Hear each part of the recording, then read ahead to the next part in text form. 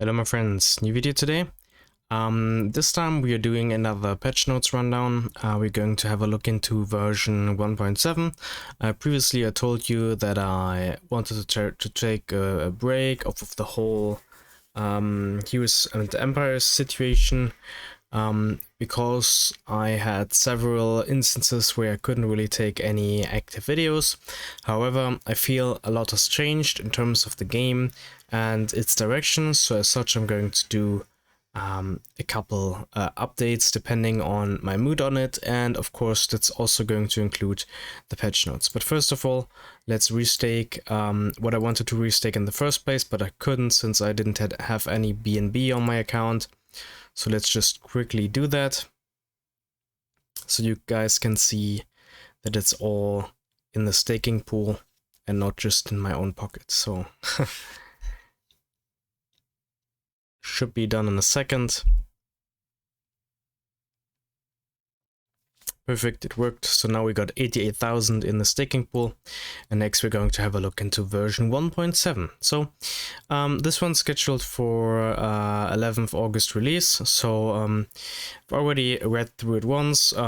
It's pretty there's a lot of content in it, so let's just go through it one by one.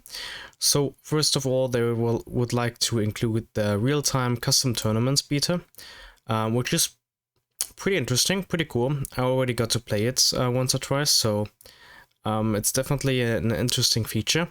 So it's something that the Heroes and Empires team sets a lot of hope in, since it's supposed to bring the competitive level a step further, and basically is supposed to be some sort of arena style gameplay where you are able to face your opponents on a skill-based matter, and not just who has the biggest pocket or who can place the heroes the best. And like, this is more about skill in general, at least for this game.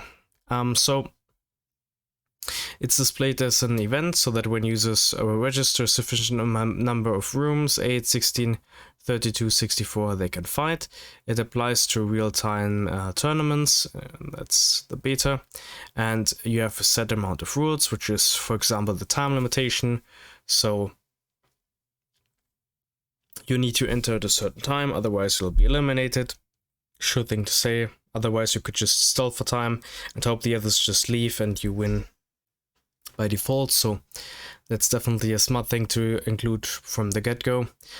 Players will be chosen at random to form the squad. Each pick will take 15 seconds. If the players does not select a hero, the system will randomly select a hero from the inventory and pass the turn to the opponent. Okay, that's also pretty basic. So you one by one you will form your squad. You have a certain amount of time to pick it, and if you can't make it, then of course you will get a random hero. So this basically means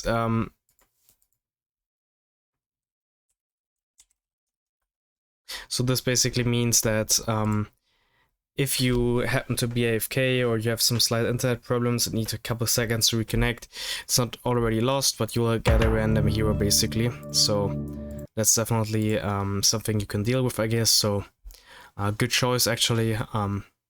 Otherwise I feel it would be a bit harder to play when there's connection issues or something. So players cannot select the same hero. If both players select the same hero, the first player takes priority, and the other player's hero is locked. Pretty obvious thing. Same with games like, I don't know, League of Legends competitive mode. If you select a champ, then the enemy team can't select it to counter you or something. Like, that's just not possible. 3 options that each user has available. Turn 1, hero, then turn 2 you get 2 heroes, and turn 3 you have another 2 heroes, and then you have your 5 in total. So once the pick phase is complete, so the player will have 15 seconds to arrange the squad, which makes total sense. So you can rearrange it, move them in a way that you feel have the highest chance of winning. And of course you have to take into account the enemy champions and see if they can kind of counter you in a way, so you can maybe pre-arrange your team so that this thing doesn't really apply to you. If a player disconnects while fighting, the match will continue until the end, and out players who do not reconnect while waiting for the next match will be forfeited. That's a pretty good decision as well, so I agree with this as well. Players will compete in an elimination format. If a player loses, he will immediately be disqualified from the tournament.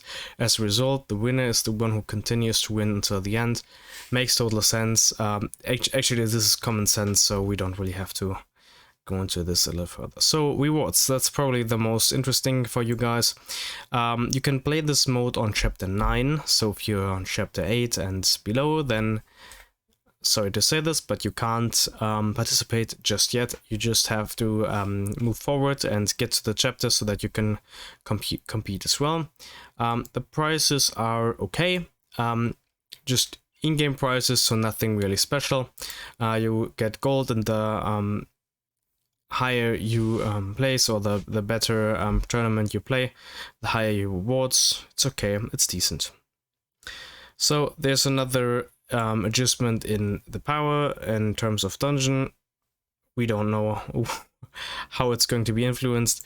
It just says it's going to be adjusted, which is a very bad thing to write here, because it just seems like an alibi to just do anything. I would like to have some numbers in here, like something that we can work with, that something we can see. Is it going to be strengthened?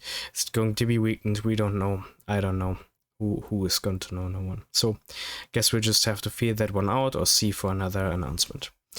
Added the daily dungeon event, which is pretty cool. Daily dungeon, you will be able to clear your dungeon of trials every day from 11th to 24th August. So good thing to do, get some extra rewards, so not too bad. So the there's a hero change for this hero level 1.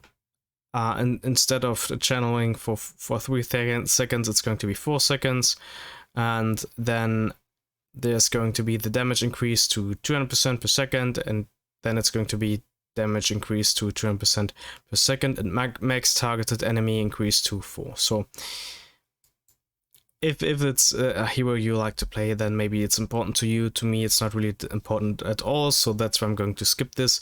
You can read this for yourself and see if it's going to make sense to you.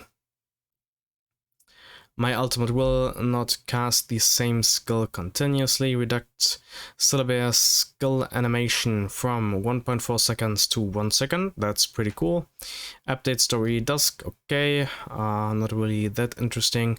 And a couple bug fixes, but nothing too important, I would say. Optimization of damage based on distance, okay. Fix Succubus ultimate level 3, wrong duration. Yeah, it's okay.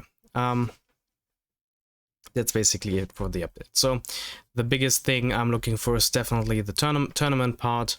I feel they could improve the communication regarding the dungeon. Just saying that there's going to be an adjustment isn't quite enough if you're just reading the announcement and not really checking in Discord.